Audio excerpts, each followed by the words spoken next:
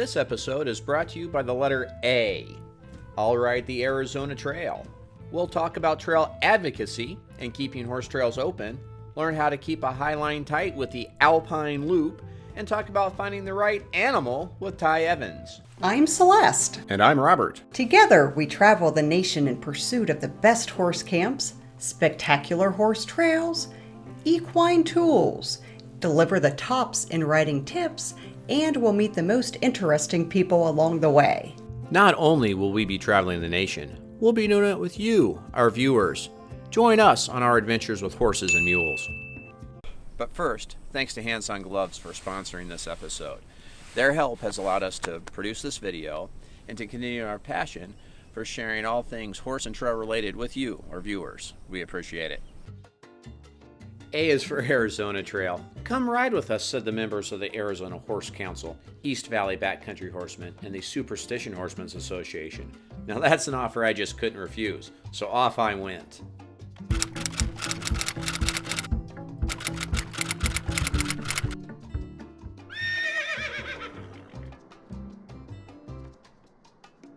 Today, we're at Picket Post Trailhead, and right behind me is Picket Post Mountain. Here in the morning light, Picket Post Mountain is pretty spectacular.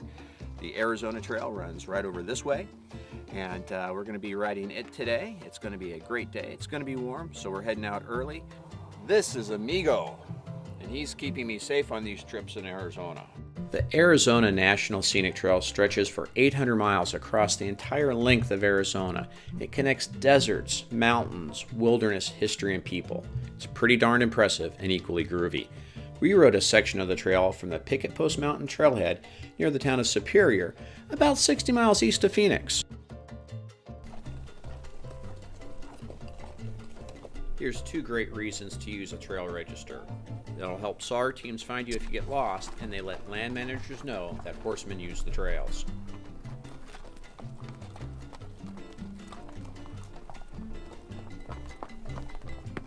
From the Picket Post Trailhead, the Arizona Trail is well defined as you ride through the Sonoran Desert.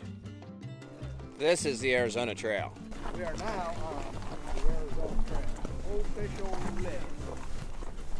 This is section 17B. The Sonoran Desert is really large. It surrounds not only Phoenix, but also Tucson and Yuma. Although the desert can seem foreboding, it's home to many animal species that have adapted to the desert's high temperatures and scarce water supply. The Gila monster, roadrunner, lizards, javelina, mule deer, and kangaroo rats are just a few of the creatures that call the desert home.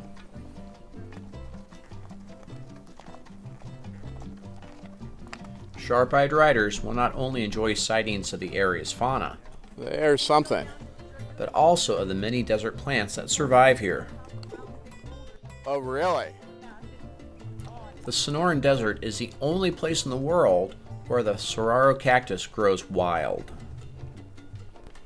One of the defining plants of the desert, the saguaro, is a tree-like species which can grow to be over 70 feet tall and live to be over 150 years old. The saguaro blossom is the state wildflower of Arizona. Another desert cactus that you don't really want to meet is the jumping cholla. The Sonoran Desert is fabulous, and today we're going to be riding with my friends from the Arizona Backcountry Horsemen, but we're also going to be riding with Jumpy, the cholla. Remove this piece of cactus without getting it stuck in our boot or our pants or our fingers. Can I just pull it out like that? Well, you could, but it's going to stick in your finger. That would be bad. That would be bad. It would hurt really bad. So we and have if we kick it with the boot, they stick to your boot, and then you gotta. So the easiest way to do it is we use these little combs here, Okay. and we stick it right up behind there, and just flick. Look at that. Flick. Hot dog. See, it even Look sticks at to that. the comb. And then we'll go back through. I have a pair of pliers, and if I find any more spines in there, we would pluck them out with the pliers.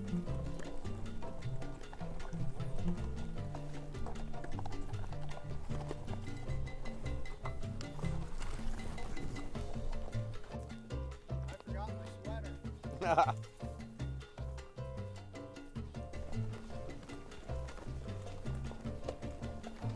You want to lead? There you go.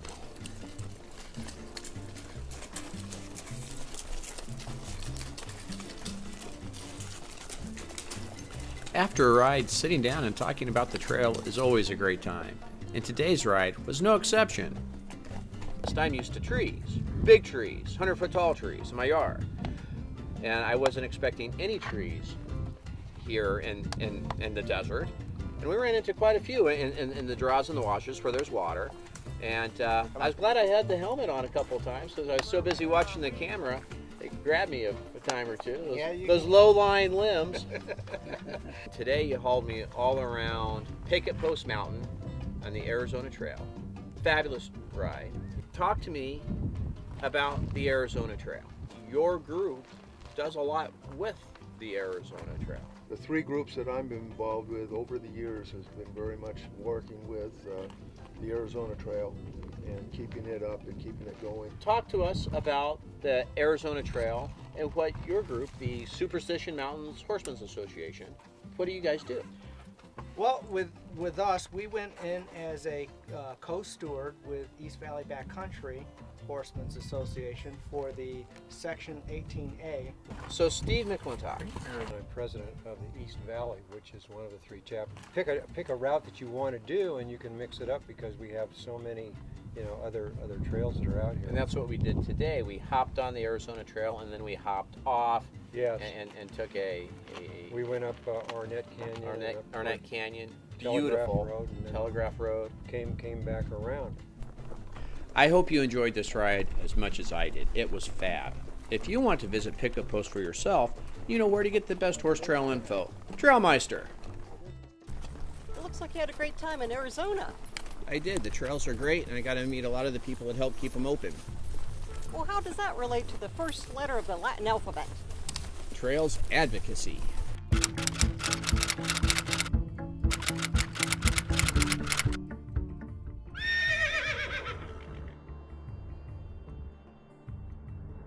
From January through July, I've got the unique privilege of speaking at horse expos across the nation where I talk about trail riding and camping with livestock. One of my most popular talks is called the ABCs of trail riding, where I use the alphabet as the vehicle, and each letter is a different topic of things that we need to consider on our ride. My letter A stands for advocacy, and as our good friend Miriam says, advocacy is the act or process of working for a cause. Of course, the cause is keeping horse trails open. Robert, I know at your clinics, you ask the audience what members belong to organizations, groups. How does that go? Crickets.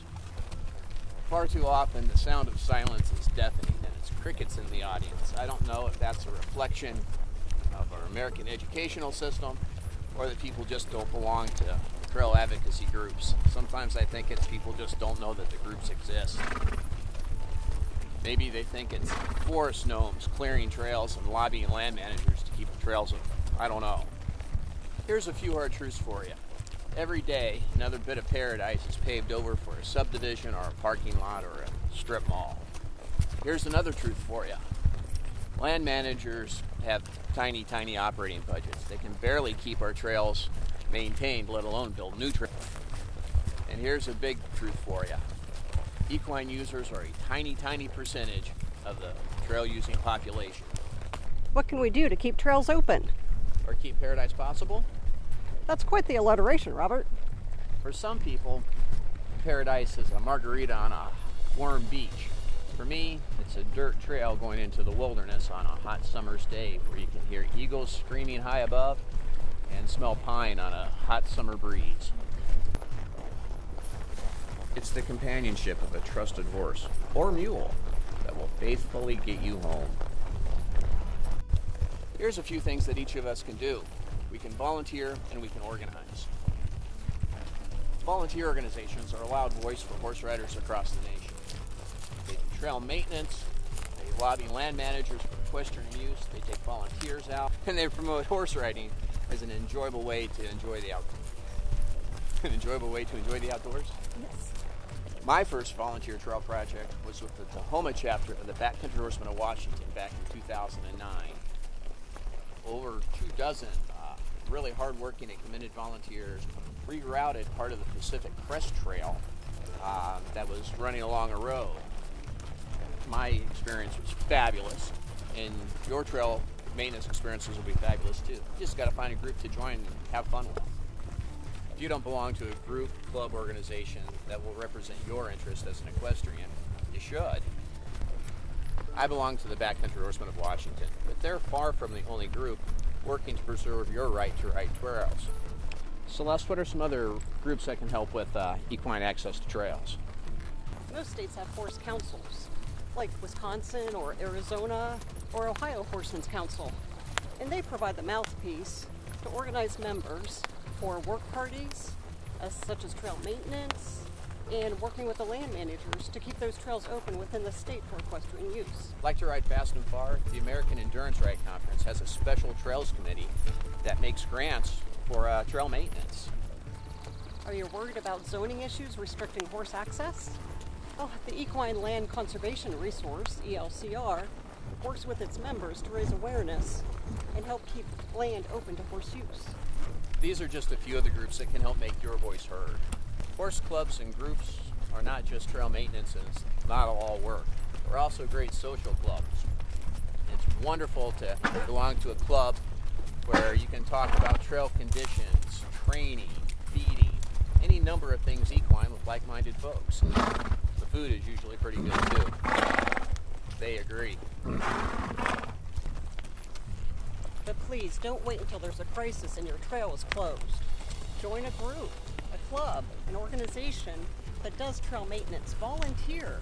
You don't have to lift a shovel for all volunteer work, you know. Plus, educate yourself and others around you about good trail use and best practices, like leave no trace.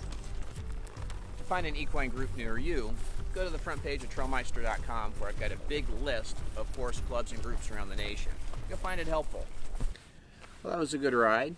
Now we've helped keep horse trails and camps open. What do you want to talk about next, Celeste? Horse camping. What about horse camping? Pet peeves. Pet peeves. Loud neighbors? No. Loose dogs? No. What then? Saggy highlines. Saggy highlines? I thought saggy highlines were a fashion statement, like saggy pants. No way. I think they're dangerous, actually. Really? Well, let's see what we can do about that.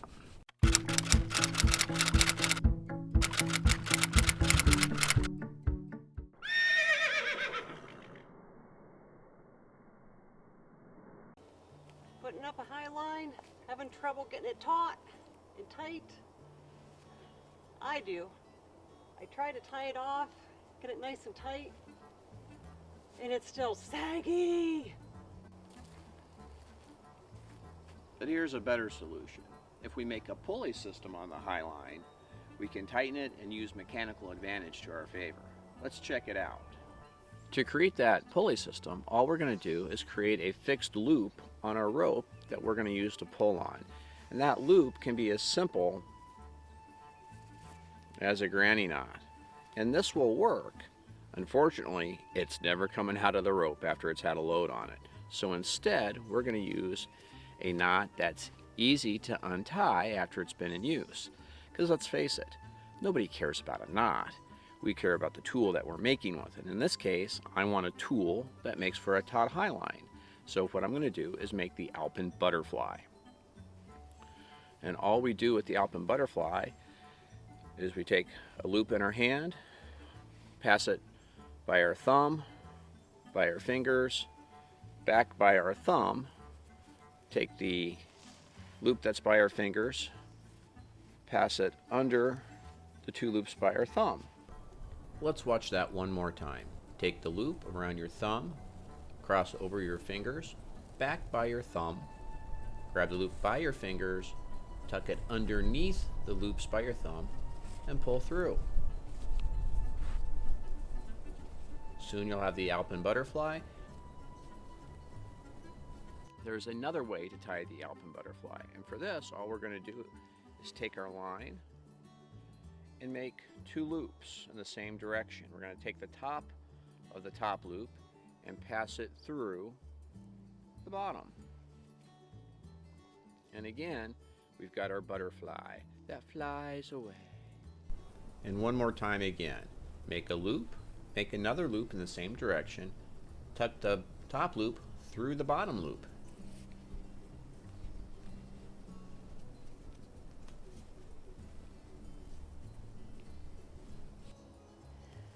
That's a great solution, the Alpine loop. Let's give that a try.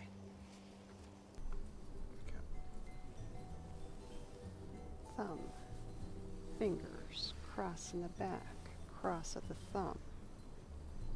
Align your crosses.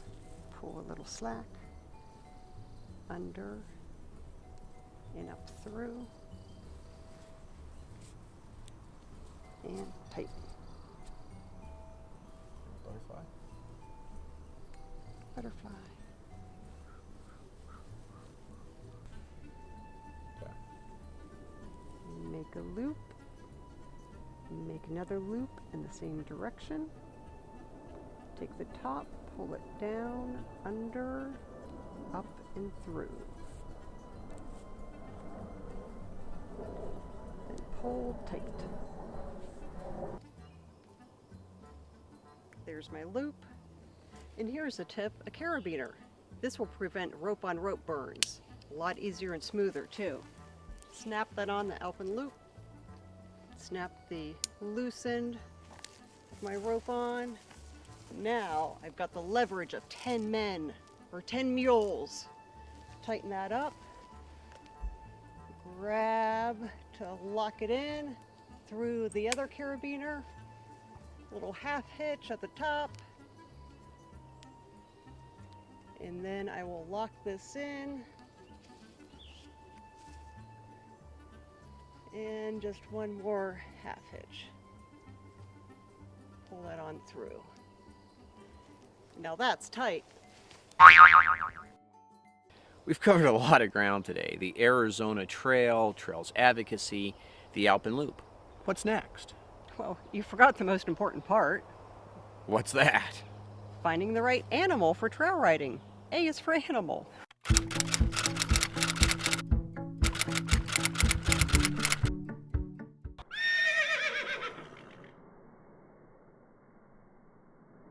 So we just got to Mountain House Stables where Ty Evans is doing clinics over the next few days. I think this is going to be a great time. Let's go find him. Excuse me, are you Ty? No, I'm not. So you're here for the Ty Evans clinic. I am. Why? Well, I came to get some more pointers and tips on how to better work with my mule and, kind of become a working team. Have you seen him? I have. Well, in what direction might I find him? Are you Ty Evans? I hope so. I think I am. Nice to meet you. I've heard so much about you, with your mulemanship clinics. I'm looking for a riding mule, and I was told that you're the one to ask. Ben and Anita, Western Mule. They said, Robert, you need to talk to Ty. What do I need to look for? Yeah. So That's a big question. Yeah. There's kind of three basic things I look for: disposition, Disposition. confirmation, and training. Disposition, confirmation, training. Yep. Define disposition. So disposition is just like it'd be just like a person. How would you describe a person? Friendly, Okay. rude. Friendly, rude, wonderful. Like this gal, she's always eager to be kind of caught. Okay. She enjoys our presence. Okay. She's. I like an animal she's- that comes to the gate. Yeah, she's not worried about us. She's interested in us, and the Right. disposition is the one thing that you can't. Well, you shouldn't say you can't. It's just really hard to change. So you said disposition first before confirmation and training. Well, because Why? if you, say a novice person to Novice, a mule right here. is looking, Okay. disposition will make or break you. A good disposition, you can mold that and take that anywhere. Disposition first. Yeah. You go look at a mule. If it's not friendly, that's not on your list. Alrighty. Type of deal. And then you said confirmation. Yep. Define confirmation for And me. this is something that would depend on everybody's needs. My basic needs for confirmation would be something along the lines of, first of all, health. Okay. That the mule's health will fall into that line. Okay. More on the actual confirmation, the bones and stuff, some things. Some folks like a Built mule. uphill, built Yeah. downhill, Yeah, that how- type of thing. withers. Cowhawk. Yep. And hip size and how their neck is put on. But Mariah, for the most part, has a pretty good not only disposition but confirmation as well. Confirmation to at least fit my need. Look for confirmation according to what What you need. what you need for the job that they're going to be doing. If you're an endurance rider, then look for something that would fit endurance. You know, Okay. maybe they like a little more leg to them, a little longer, you know, Okay. leg, and maybe they like bigger stride to them. Maybe a packer would look for something that wasn't so tall. So you'd plug in your needs to that person. And then you said training. Yeah. So disposition first, confirmation for the job, and then training. Define training So for me training by is- me doing the training, you doing the training, Yeah. a trainer doing the training. But it'd depend. It'd depend, you know. So the training aspect for me a young colt that hasn't been touched wouldn't bother me. Right. Whereas somebody that is a novice, Like me. you know, that wouldn't work out for you. Okay. You know, it's like that old saying, green on green. Makes for black and blue. That's right. That's right. So you know, if somebody was a novice looking, you know, they'd want something that's had quite a bit of time. You know, Okay. age falls into some of that, you know, a little bit, and Okay. you know, Disposition, confirmation, training. Somebody's asking a question.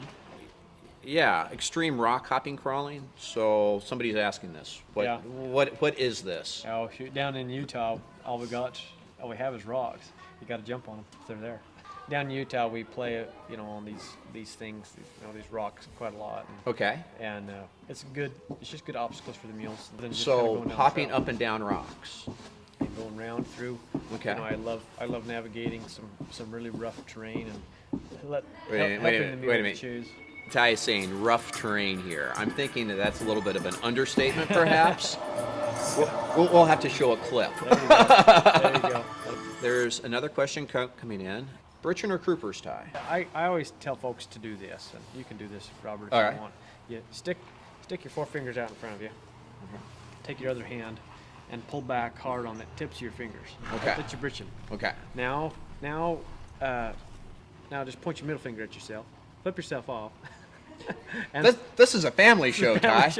All and right. pull back on your middle finger. That's your crouper. That What would you rather have holding you back? You know, I figure a guy like me, I weigh 170, and I got my saddle, my rig, everything.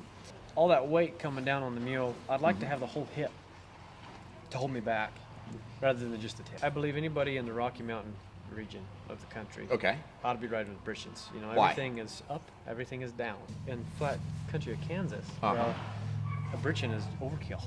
Okay. You know, Fair I'm enough. just not going to need it. Now, if people want to find out more about Ty Evans and mulemanship, where can we find out more about you? Yeah, our website is www.tsmules.com. www.tsmules.com. Yep. Okay. Yep, and we have a Facebook page, TS Mules.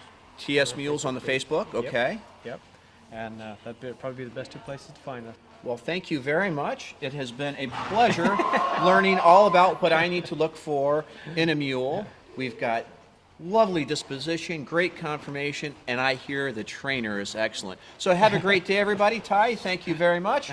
We're off. Love trail riding and camping? Please like and subscribe to our channel to see more of horse and mule adventures with TrailMeister. And don't forget to visit TrailMeister.com for the largest and only accurate guide to horse trails and camps across America. Check out our next episode where we ride and camp in Utah's fabulous Copper Cloud Ranch. We'll review the 5 Owls Ranger bedroll and much more. Send us your ideas via comments in Facebook, and while you're on the computer, sign up for our free newsletter.